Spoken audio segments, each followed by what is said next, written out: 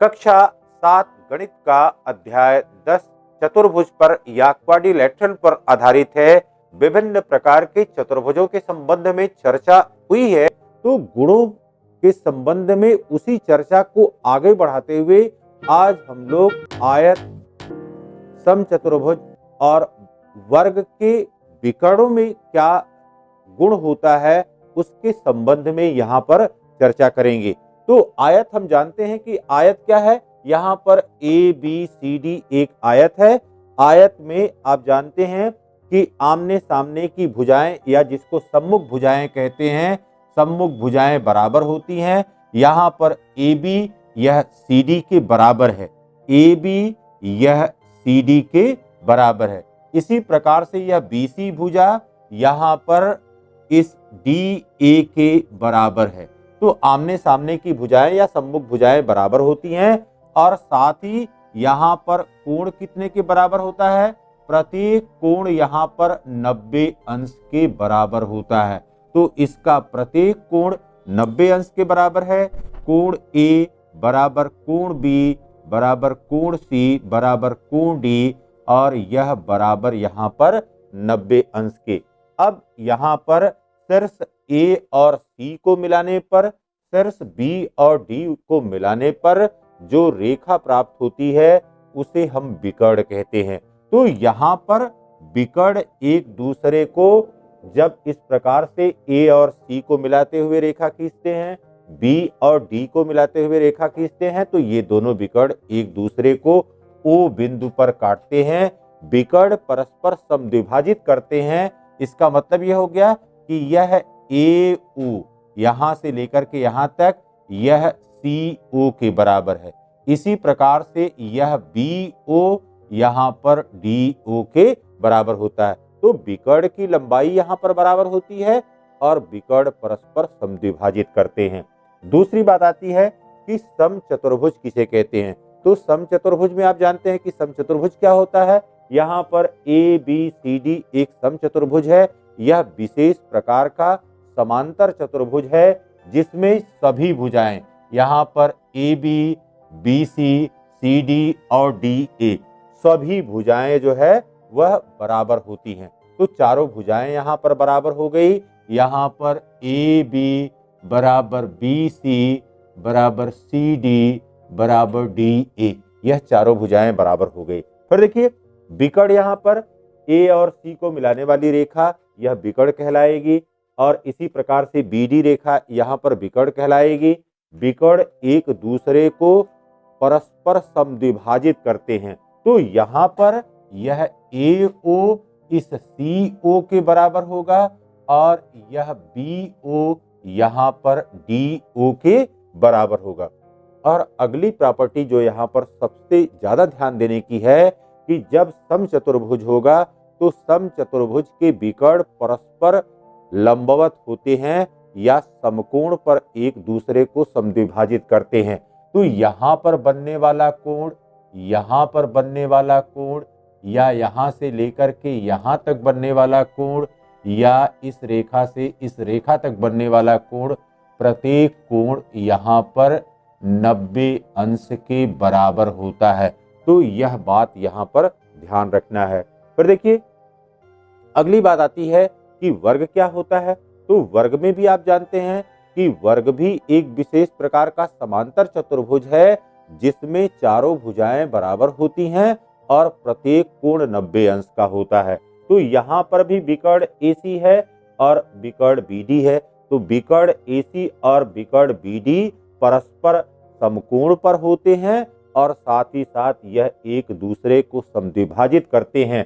तो यहाँ पर बनने वाला कोण AOB यह COB के बराबर, यहाँ पर 90 अंश, यहाँ पर भी 90 अंश, यहाँ पर भी 90 अंश और यहाँ पर भी।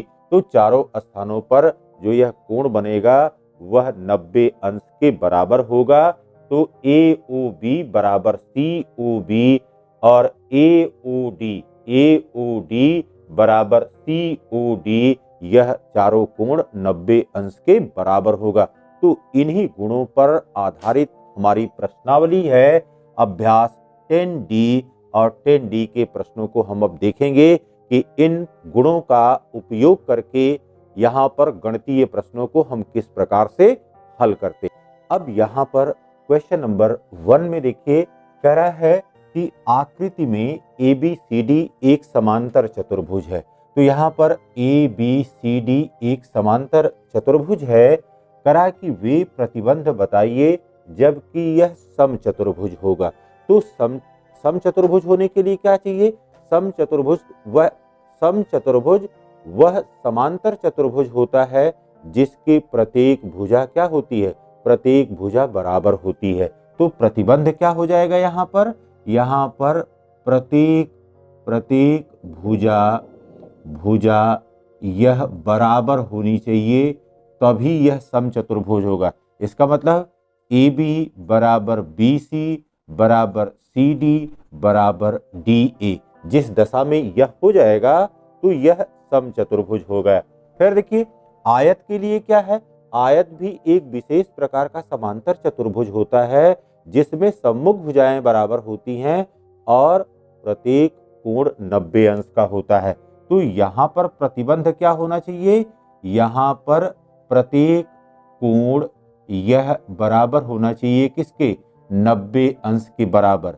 दिस इम्प्लाइज दैट कोण A बराबर कोण B बराबर कोण C बराबर कोण D, और यह 90 अंश के बराबर होना चाहिए और सम्मुख भुजाएं बराबर होनी चाहिए। तो यहाँ पर AB बराबर BC या AB बराबर यहाँ पर AB बराबर CD, यहाँ पर AB बराबर CD और BC बराबर यहाँ पर AD। अब देखिए बेटा, यहाँ पर कह रहा है कि यह जो समांतर चतुर्भुज है वह एक वर्ग होगा। तो वर्ग में सभी भुजाएं बराबर होती हैं और प्रत्येक कोण 90 अंश का होता है। तो यहाँ पर प्रतिबंध क्या होगा? सभी भुजाएं बराबर हों। सभी भुजाएं बराबर हों। तो यहाँ पर AB बराबर BC बराबर CD बराबर DA, सभी भुजाएं बराबर होनी चाहिए। और कोण यहाँ पर कोण A बराबर कोण B बराबर कोण C बराबर कोण D, और यह कितने के बराबर होना चाहिए? 90 अंश के बराबर होना चाहिए। तो ये प्रतिबंध जब फुलफिल करेंगे तो अभी समचतुर्भुज, आयत या वर्ग के रूप में यह समांतर चतुर्भुज होगा। फिर करा कि समांतर चतुर्भुज ABCD में निम्नलिखित प्रत्येक कथन के सत्य होने पर आकृति को किस नाम से पुकारेंगे। अब यहाँ पर देखिए, पहला करा है कि AB, यहाँ पर यह AB यह किसके बराबर हो जाए? BC के। तो संलग्न भुजाएं अगर बराबर हो जा रही हैं तो संलग्न भुजाएं बराबर होने पर वह समचतुर्भुज होगा। तो AB बराबर अगर BC है तो यह क्या हो जाएगा? समचतुर्भुज हो जाएगा। फिर देखिए आगे कह रहा है कोण ABC बराबर 90 अंश। तो यहाँ पर देखिए, जैसे ही कोण ABC बराबर 90 अंश, यह A, B, C और D है, यह कोण यहाँ पर 90 अंश के बराबर हो गया। तो अब यह किसका प्रतिबंध है?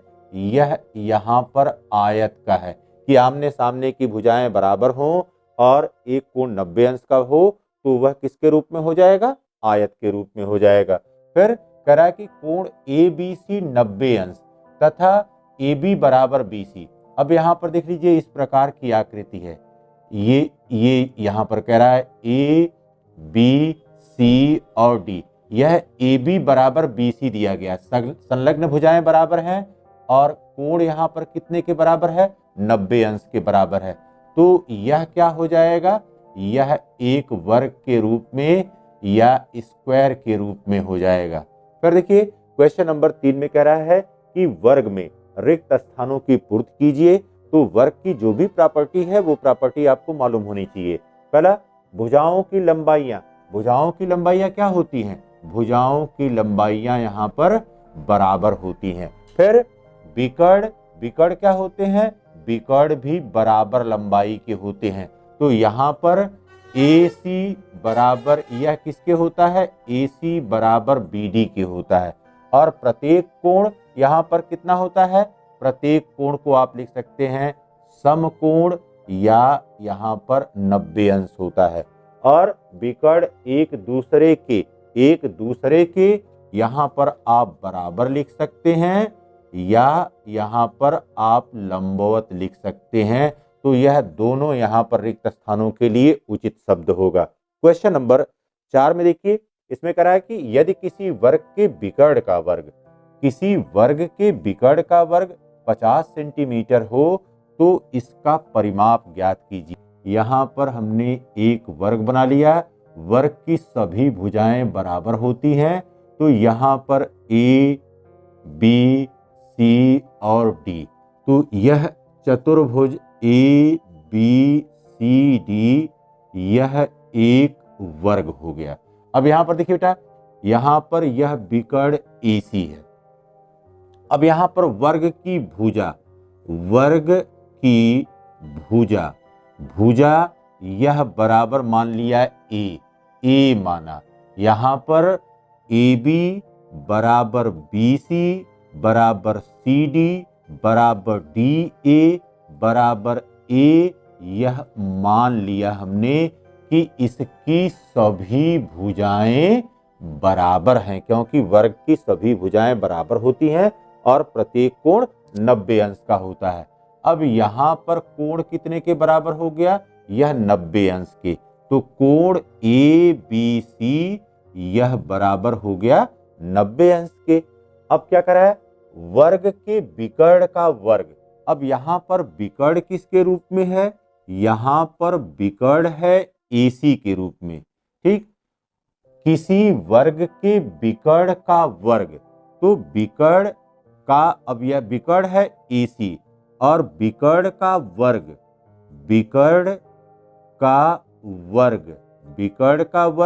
यह बराबर हो गया एसी का वर्ग, विकर्ण का वर्ग। तो एसी का वर्ग यह बराबर दिया गया है 50 सेंटीमीटर के। ये बात दी गई है। अब यहां पर देखिए बेटा, त्रिभुज ए बी सी में, अब यहां पर एक त्रिभुज ये बन रहा है, त्रिभुज ए बी सी। इस त्रिभुज ए बी सी में पाइथागोरस की प्रमेय से। अब पाइथागोरस की प्रमेय क्या है? पाइथागोरस के प्रमेय है कि किसी समकोण त्रिभुज में कर्ण पर बना वर्ग शेष दोनों भुजाओं पर बने वर्गों के योगफल के बराबर होता है।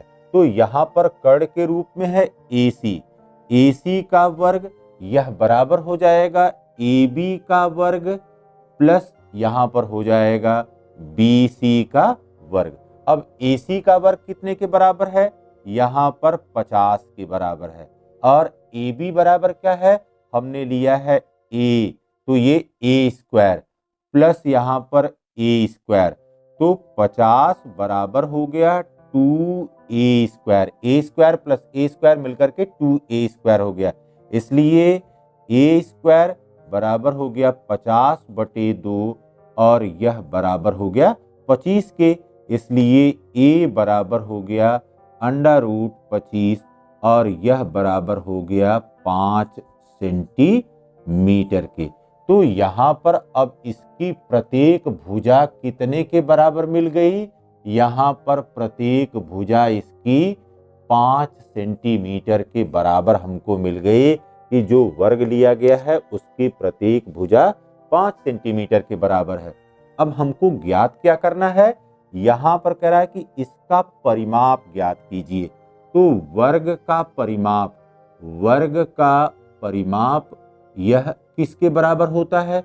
यह बराबर होता है 4 गुणे भुजा या 4 गुणे ए, और यह बराबर हो गया 4 गुणे 5 सेंटीमीटर और यह बराबर हो गया 20 सेंटीमीटर के बराबर। तो वर्ग का परिमाप हमको 20 सेंटीमीटर के बराबर प्राप्त होता है।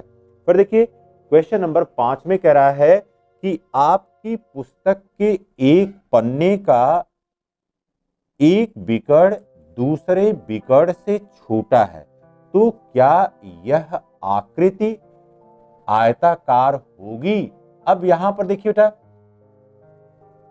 हम अपनी किताब का एक पन्ना यहां पर बनाते हैं। यहां पर देखिए, सबसे पहले इस किताब का एक पन्ना यहां पर ले रहे हैं। सामान्यतः यह आयताकार होता है, ए, बी, सी और डी। यह एक आयताकार पन्ना है, यह किताब का पन्ना है, किताब का यह पन्ना है। जब यह सामान्य दशा में है तो आयत होने के लिए क्या होता है? आयत कब होगा? आयत यह तभी होगा जबकि विकर्ण AC यह बराबर हो जाएगा विकर्ण BD के। ठीक है। अब देखिए, इस पन्ने का कुछ भाग यहां से निकल गया। ठीक है, यहां पर इस तरह से सोचिए, ये पहले इस तरह से था और इसका कुछ भाग यहां से निकल गया है और किताब का पन्ना अब इस रूप में हो गया है और इस हिस्से को हम यहां से हटा देते हैं। अब यहां पर यह A, B, C और D, अब किताब का इतना पन्ना ये हमने ये हटा दिया यहां से। अब देखिए, AC और यहां पर BD को मिला दीजिए तो AC is not equal to BD। AC यह BD के बराबर नहीं है। तो जब AC BD के बराबर नहीं है तो यह आयत नहीं होगा, आयत नहीं होगा। आयत कब होगा? आयत तभी होगा जबकि विकर्ण दोनों बराबर होंगे।